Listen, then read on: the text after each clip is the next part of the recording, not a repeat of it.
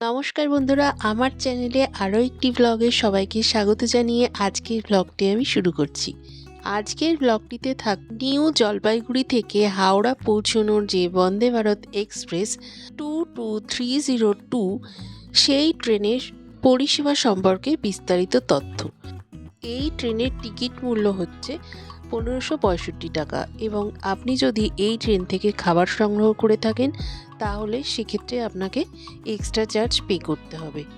350 থেকে 400 টাকার মতন এক্সট্রা আপনাকে পে করতে হবে। নিউ জলপাইগুড়ি স্টেশন থেকে ঠিক দুপুর 3টেই ট্রেনটি ছেড়ে দেয় হাওড়ার উদ্দেশ্যে। ট্রেনটি ছাড়ার কিছুক্ষণের মধ্যেই আপনি পেয়ে যাবেন বাংলা কিংবা ইংরাজি ভাষার পেপার। আমিও পেয়ে গেলাম পেপার। আরও একটা কথা জানিয়ে রাখি যে এই ট্রেনটি পৌঁছবে হাওড়াতে ঠিক রাত 10:35। এবার আমি পেয়ে গেলাম মিনারেল ওয়াটারের বোতল। ট্রেনটি ছাড়ার আধ ঘন্টা পর পেয়ে যাবেন আপনি স্ন্যাক্স বা টিফিন। এবার আপনাদের দেখিয়ে দিই যে এই স্ন্যাক্সে কি কি রয়েছে। স্ন্যাক্সের মধ্যে রয়েছে একটা জুস, ফ্রুট জুস রয়েছে, এখানে এটা অ্যাপেলের রয়েছে, আর এখানে রয়েছে একটা মশলা চায়ের প্যাকেট যেটি দিয়ে আপনি চা নিজেই তৈরি করে নিতে পারবেন। এবারে দেখায় এখানে রয়েছে একটা সিঙ্গারা, আর এটা রয়েছে একটা পিনাট চিক্কি, আর এই একটা রয়েছে চিড়ে ভাজার একটা প্যাকেট। এবারে আপনাদের দেখিয়ে দিই এখানে একটা সসও দিয়েছে আর একটা চামচও থাকে। এই চামচটা দিয়ে চাটা তৈরি করার সময় আপনি এটি ব্যবহার করতে পারবেন। এবারে দেখি এর ভেতরে কি দিয়েছে। এর ভেতর রয়েছে একটা সিঙ্গাড়া, আর এটা খাওয়ার জন্য একটা সসও দিয়েছে, গরমই আছে, আর একটা স্যানিটাইজারের প্যাকেট দিয়েছে।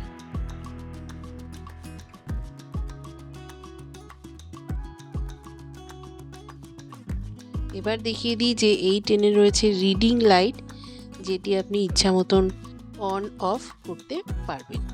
যেহেতু এই ট্রেনটি রয়েছে রাতের দিকে, তো রিডিং লাইট কাজে লাগতেই পারে। আর এখানে রয়েছে জলের বোতল রাখার জায়গা, যেটি রয়েছে ঠিক পায়ের নিচে। চার্জিং পয়েন্ট রয়েছে সিটের ঠিক নিচেই।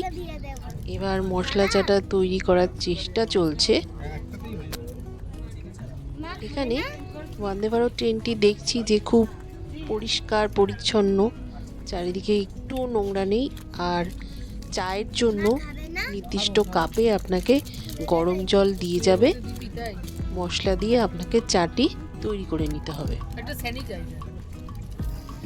চা খাওয়ার পর এবং স্ন্যাক্স খাওয়ার পর সমস্ত কিছু আপনি আপনার টেবিলেই রেখে দিন, কারণ এখানে যারা পরিষেবার দায়িত্বে রয়েছে তারা সময় মতো এসে আপনার থেকে এই সমস্ত জিনিসগুলো আবার সংগ্রহ করে নিয়ে যাবে।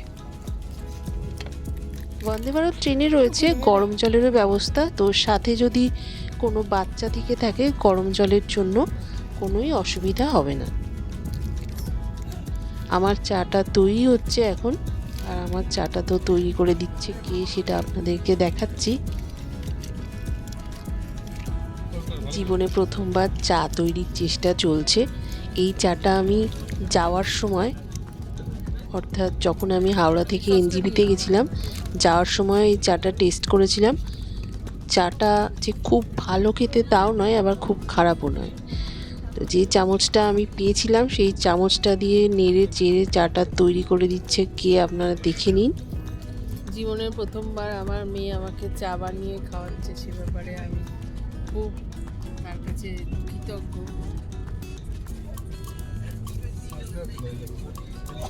বন্দে ভারত ট্রেনটি গতিবেগ নিয়ে সত্যিই কিছু বলার নেই, কারণ এটি চলছে প্রায় 120 কিলোমিটারের মতন গতিবেগ নিয়ে। বন্দে ভারত ট্রেনটির গতিবেগ সাধারণত 100 কিলোমিটারের বেশি হয়ে থাকে, কখনো এটি 110 কিংবা 115 এইরকম গতিবেগেও চলছে।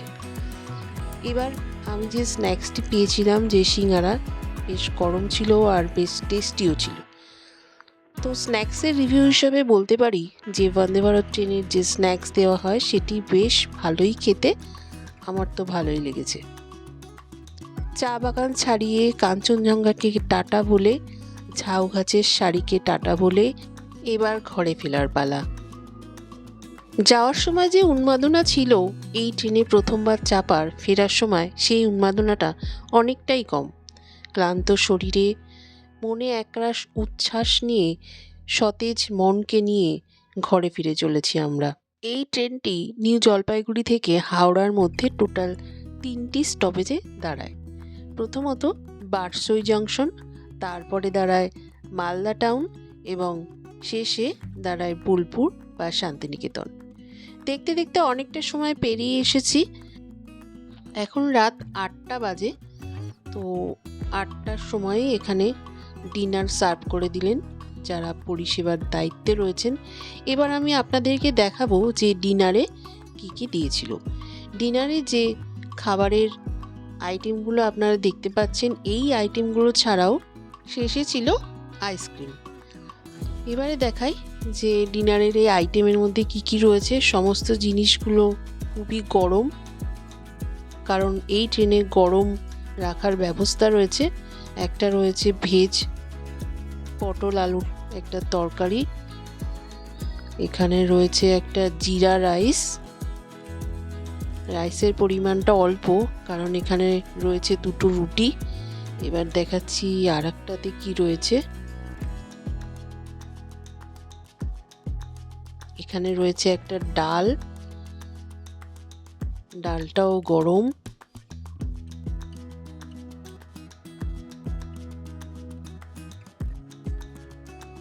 আর এখানে খুব সম্ভবত এখানে চিকেন, এখানে রয়েছে একটা চিকেনের আইটেম। আর এখানে রয়েছে একটা আচার, আর রয়েছে 2টো রুটি। আর অবশ্যই আর একটা জিনিস দেখাবো, সেটা হলো এখানে রয়েছে টক দই। তো বন্ধুরা, আমাদের তো ডিনার শেষ এবং আমাদের ট্রেন যথারীতি 10টা 35 নাগাদ হাওড়া স্টেশনে ঢোকার কথা। তো আজকের ব্লগটা আমাদের এখানেই শেষ করতে হচ্ছে। আবারও কথা হচ্ছে নতুন কোনো ব্লগ নিয়ে, আমারই চ্যানেলে নতুন তথ্য নিয়ে আপনাদের সাথে। ততক্ষণের জন্য টাটা এবং অনুরোধ রইল চ্যানেলটি সাবস্ক্রাইব করে দেওয়ার।